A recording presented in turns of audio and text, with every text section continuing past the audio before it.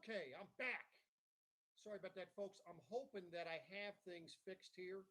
Um, Looking to see, checking here to see if everything is working. I apologize for the delay in getting this stuff together. I'm using a new computer and don't have a mouse or whatever. Jeff? Can you hear me? Can you hear me okay this time? So anyway, checking to see if you can hear me. Okay, perfect. We're good to go then. All right, so back to what we were saying. I apologize that. I appreciate all y'all coming back in here. Just trying to get things working, and now it is working. So new computer, first time using it, and of course I thought everything was fine. But anyway, thank you for everybody coming in here. I know, let's see, a couple other people. New Horizons is here. Indian Boy, forever best friend. Kathy Beal, you're in the house. Appreciate that. So anyway, I'll go back and update all the other stuff later about the fact that this is about RV industry update Q4 for 2021. A lot of things happening. Before I do that, I wanted to go over something I thought that was kind of unique or something that was kind of strange. I had a customer come in. They had a Toyota Tundra. The tow rating on it was 9,800 pounds. Then I had another customer come in. They had a Subaru Ascent. Tow rating 5,000 pounds. Now, which one of those two vehicles do you think had a higher payload? It was a Subaru Ascent, which blew my mind. So the Toyota Tundra had a payload of 1,304 pounds. Now, they added something to it, and they did the right thing, whoever added something to the Toyota after it was from the factory, and they put a sticker inside the door panel saying to deduct 47 pounds. So that put their payload at 1,257 pounds. Payload for the Subaru Ascent, 1,343 pounds. So for those of you that are considering a Toyota Tundra, you got to keep in mind that payload. You know, we have these people that come in, they think they're going to tow this 37-foot trailer because in their mind, they thought they had 11,000 pound tow rating, when in reality, they had a 9,800 pound tow rating. So keep that in mind when those things come up, or if you're looking at things. I mean, I have seen stranger things, you know, in selling these things. And it's amazing the people that come in that have these tow vehicles that have this high tow rating, but yet the payload is way down. You know, you get yourself a trailer that has a 1,200 pound tongue weight. Well, there's 1,200 pounds of your payload. And that's what a lot of people don't understand. They think, okay, I'm just going to go ahead and add airbags to I'm going to add airbags just to keep, you know, the sag from the rear. And, you know, that's great. You can add that. That doesn't add anything to your payloads, you know. So anyway, so let me see who else might have come in the house and everything here. Wayne Kern coming in from Bel Air. Chuck Ash is back. Appreciate that. Rayleigh's Creative Travel. Appreciate you all showing up. So now getting on to what to expect moving forward with RVs. You know, people are saying, my God, when the heck are prices going to start stabilizing? When are they going to start going down? And as of right now, I don't see that happening. Now, there are five things that are causing this and that you need to consider why this is the case and why these things are happening.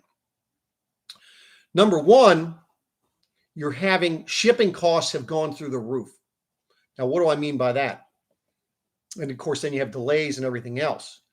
The shipping cost over a year and a half ago that may have been $4,000 for a container to come from China or wherever, now is costing these companies $20,000 or more. Next, you have the material costs. They're going up. Now, of course, what's driving all this, right? Supply and demand, right? Manufacturing costs are going up. And why is that? That's because, manufacturing, or pretty much any business, they are fighting to keep workers. Now, what do you have to do if you're fighting to keep workers? What are you doing? You're going to be paying them more. So that's happening. You're having the fuel costs. So that's part of, I guess you can consider that part of shipping, but fuel costs, because, I'm talking shipping was actually putting them on the ships to get the containers here. That was the one thing. But then you have the delivery costs are increasing as well. Material costs, they're going through the roof as well. And then, of course, supply and demand. So those are some of the things.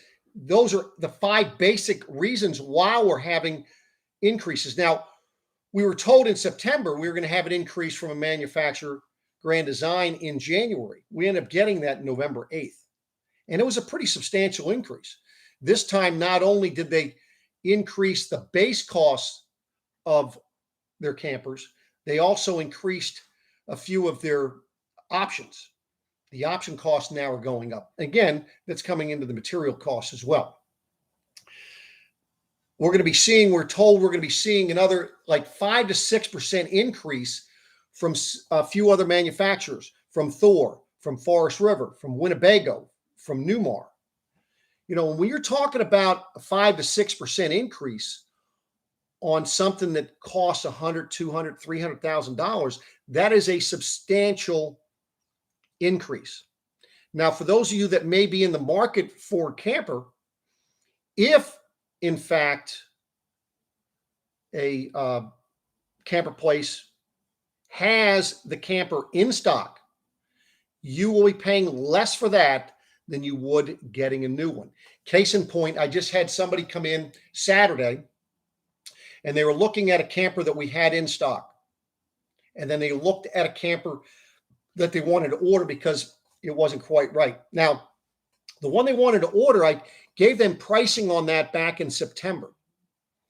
The increase and I'm talking just dead cost, we're giving them the same discount. And by the way, not everybody is giving discounts. And it really comes down to how many of those particular campers a particular dealer is going to be seeing for the foreseeable future. So that's what really drives that. But the difference in cost between what I quoted him in September and what we're quoting now was another $8,000. Now, on top of that, because we're ordering it, we can't guarantee what the price is going to be when it finally shows up in February or March. I know some of you are going to say, oh, Paul, baloney. I had a dealer guarantee me a price. Well, I can tell you, yes, we can guarantee a price. That is true. The price we can guarantee, what we're going to be doing is we're going to be adding, let's say, 5 to 10% on top of what the sale price we would have gave you. Now, the good thing with you, for you, is in the event there's a price increase and it exceeded the amount we guaranteed, well, then that's a win for you. However, in the event that maybe we got a price increase, but it wasn't as much, well, then that's a benefit for you. I mean, a benefit, if you were going to take the lower price, it's a benefit to take the lower price, but then you paid more if not. So let's see if we have any questions here. So let's see here. Go big, go home, just ram it. Oh, yeah, talking about the things. Columbus, Ohio. James Morrow, appreciate it. Mike Milinarski is in the house. Appreciate you joining us here. We just upped our truck, so one day we can tow a toy haul. Yep, I saw that big truck you got there, Susan. That was pretty nice truck you got there. I guarantee you can pretty much tow anything you want now. Rarely Creative Travel said, I think prices in 2020 will stay as high long as the house market and sellers market. Well, I think you're going to see probably some changes in the housing market, and the reason for that is because I think what you're going to see in the near future, when I say near future, within the next few months, is interest rates are going to go up, and with that happening, then you'll see prices of houses going down because that's going to be reflective on what people can afford. But I think that the two definitely going to be a difference. Now, with that being said, that is also going to keep pre-owned RV pricing up as well, because anytime you're having that kind of increases on new, that's going to reflect in used. Now, unless you're seeing a flood of in the used market, then that where you might see a reduction in used pricing. Let's see here. Still waiting for our camper. That was promised in October, and now it's going to be told January 4 it is delivered. And those things happen. And the reason why those things are happening is because the fact that unforeseen problems with getting water heaters, air conditioners, and things. And something else you got to keep in mind if you're ordering a camper, there will be changes in what you're going to see in your camper. For instance, those of you that may have been expecting to get an RV fridge, there is a very good chance that you're going to end up having a 12 volt fridge. Now, there could be some benefits to that. Hence, and let me explain to you, in the reflection fifth wheels and their travel trailers, what used to be their 12 cubic foot RV fridge now is a 16.6 cubic foot Furrion 12 volt fridge. So those are some things. I've seen changes in furniture. You could find maybe changes in fabrics. They do running line changes on things, and we as a dealership, we don't know. The representatives that we're dealing with at the factory, because they're out in the field, they're not aware of these things happening, and we find out the day it's delivered. So understand, and hopefully your dealership explained to you that if you're ordering a camper, there is a good chance that you might have a different air conditioner, a different water heater, a different refrigerator, could be a different furnace. When not too much on the furnace, but there could be some differences in those type of items. Let's see. Riley's created. I'm going to be looking for a momentum this time next year, so we shall see. I can tell you that the momentums, like I say, just had about it. Anywhere between $5,000 to $8,000. No, I'm sorry, more like $6,000 to $8,000 increase, depending on which ones you were looking at. And we're supposed to be getting an additional increase. Now, hopefully, it's not going to be as much, but after the first of the year, not sure when or how much, but we should be getting another increase there. What if they say if they're already prepaid for that RV before they order it? Will they have to pay the price increase? Let me put that comes down to the deal that you had with the RV deal. There was a time over a year ago where some of the RV manufacturers were price protecting campers that were ordered. And because the fact that it was pretty much, I would say 80 to 90% of the campers being ordered from a particular manufacturer were already pre-sold. Well, that was millions of dollars that the RV manufacturers were losing. And so they stopped guaranteeing the price. And now they're told they're going to get a price increase. Now, what we do is we go ahead, we guarantee that we're still going to discount it the same amount. So that's one thing we do. We have no control over the price increases. So, Susan, hopefully that answers your question. If not, ask me another question and I'll try to get to it here. Looks like Gypsy Lizzie is here from Arkansas. Campers are so pricey. Yeah, well, I'll tell you, and that is a fact in a lot of cases. I mean, I priced a momentum last week for somebody at ordering a 397 TH with a residential fridge with full body paint. MSRP, $174,000 MSRP. So they are getting pricey, that's for sure. Wayne Kern said he is not kidding. From July 26th, when we got our Transcends from Beckley's, the MSRP for the same one went up about $4,000. That's a fact. I can tell you the one camper that I have The 265 Transcend, I believe now with the new price increase, and by the way, the MSRP in March when I got mine was like $30,000. Now it's going to be over $40,000. It's crazy. So, and I just don't see any end in sight, and it can't continue to sustain. So hopefully at some point things are going to change. So let's see, Susan, let's see, you should be able to keep same price from your order. Nope, that's not the truth. There, Rally Creative Travel. It comes down to the manufacturer and the dealer and what was put in the contract. There are some deals that were going ahead and price protecting things, but what they were doing was they were adding a percentage in on top of their cost basis to cover that. Now, if that's the case, and I know there were some people at the Hershey show, some dealers at the Hershey show, and there still may be some doing that, but I can tell you that they're adding a substantial amount to the campers. Now, that could be beneficial. It may not be beneficial. It comes down to what you signed and what the agreement was with the dealer. It's crazy out there, but let's show some love and hit the. I appreciate that. Thank you very much, Gypsy Lizzie. Thank you.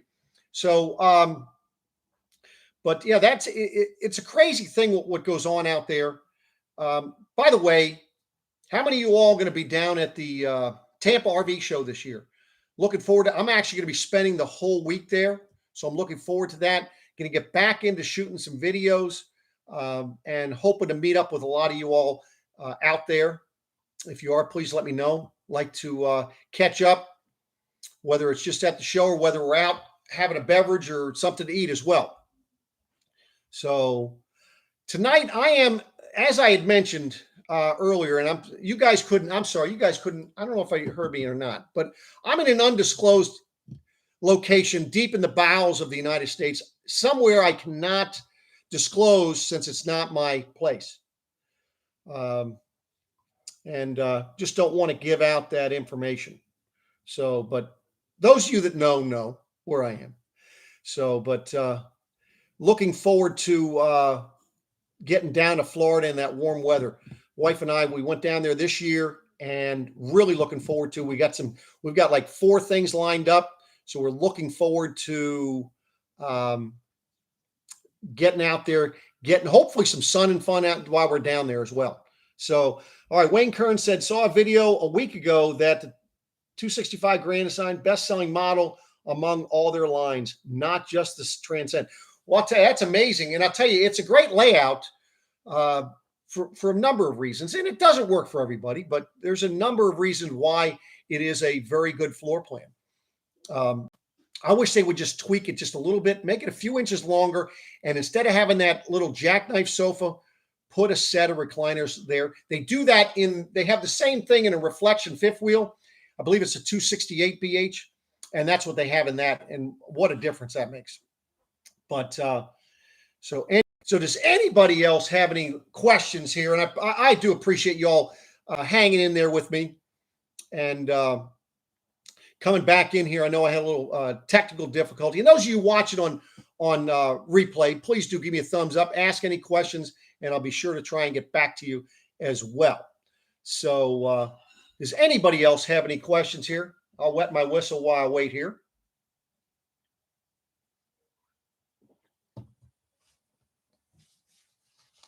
Not enough room in this location here for me to have Maureen join us here this evening, but she's here in spirit. Let's see. I'm so thankful for the people in the RV industry like you who know your stuff. I wish all dealerships were that way instead of just trying to make a sale.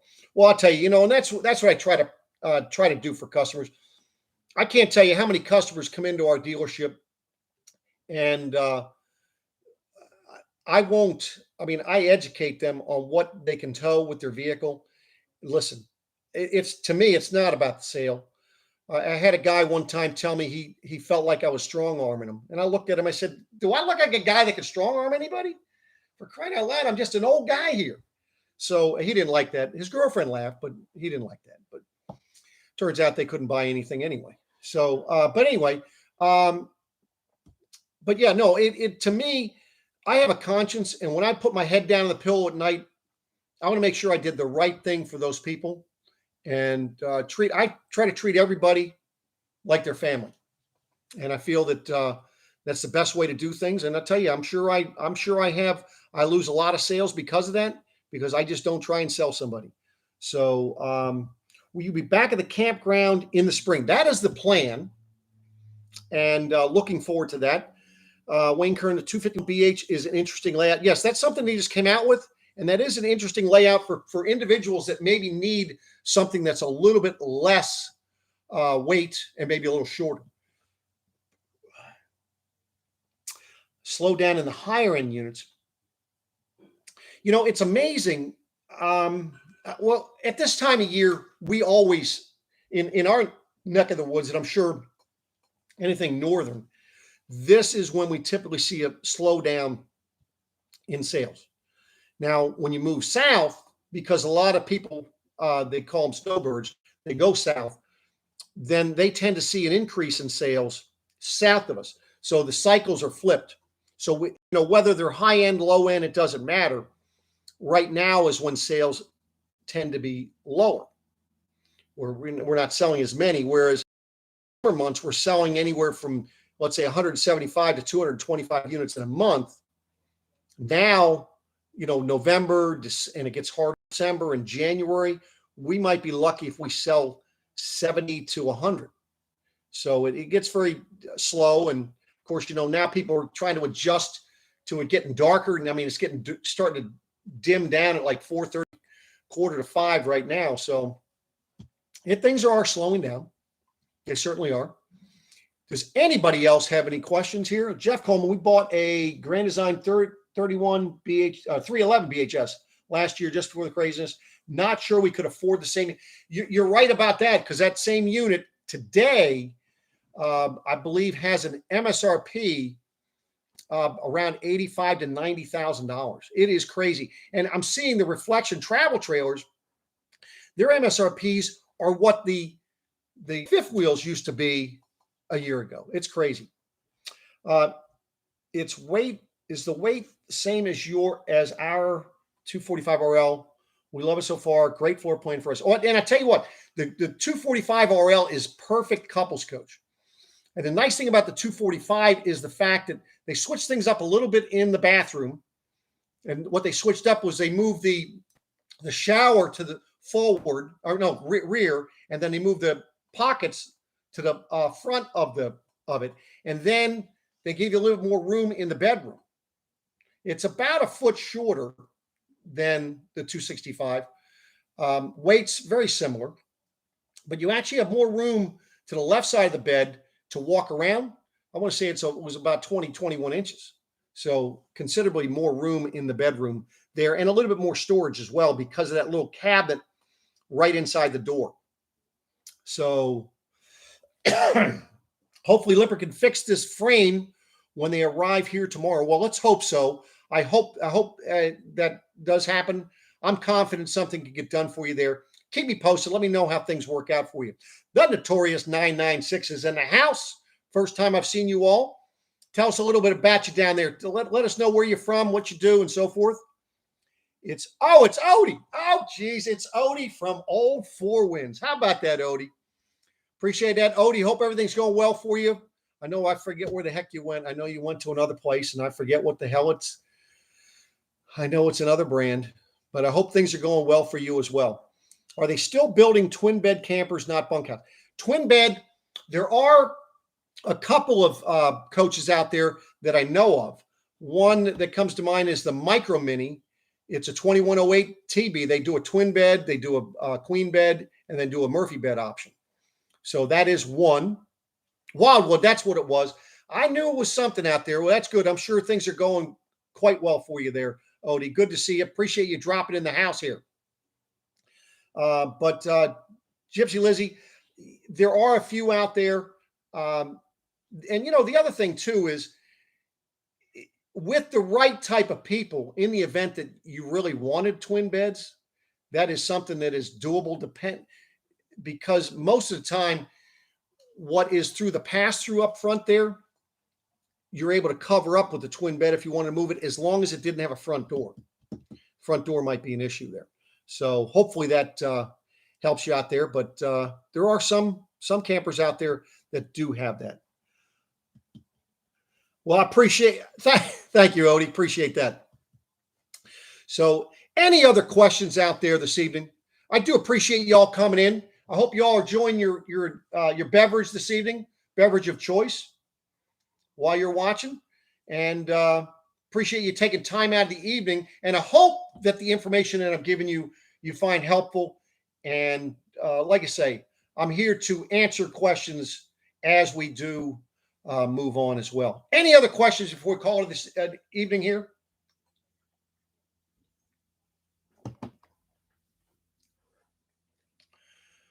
Let's see. Wayne Kern, would you like to get a cove? A cove. To get a cove, any recommendations? Not sure what you're talking about there. If you can, maybe you meant cover.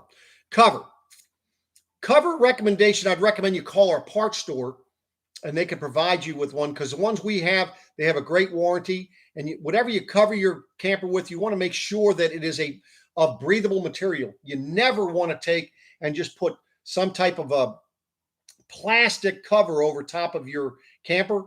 Now it's a different story if you were able to make it where, you know, you put some milk crates up there to give it some airflow, because without that, if you have something that's plastic sitting on top of your camper, that's the worst thing you could do. So hopefully that helps you.